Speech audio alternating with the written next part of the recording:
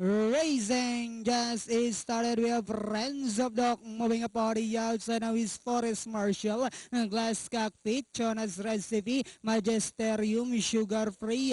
While entry number 3, Golden U is the early trailer. And going along for the first turn, we have Forest Marshall by Link and Ihapa. Right behind in second is Glass Cockpit. Friends of Doc comes next, Sugar Free, Jonas Recipe, then followed by Magisterium, while Golden U still racing in less.